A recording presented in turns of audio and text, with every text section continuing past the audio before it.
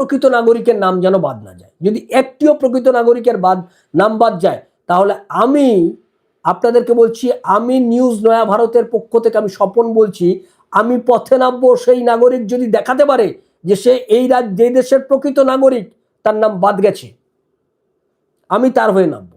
আর কিন্তু আমি জানি এদেশের এমন অনেক নাগরিক আছে, মুসলমান আছে, আমি এই ফলতার কথা বলছি, ফলতাতে আমার কাছে আছে একজন মুসলমান, তার গোটা পরিবারের নাম বাদ দিয়ে দিয়েছে তৃণমূল কংগ্রেস।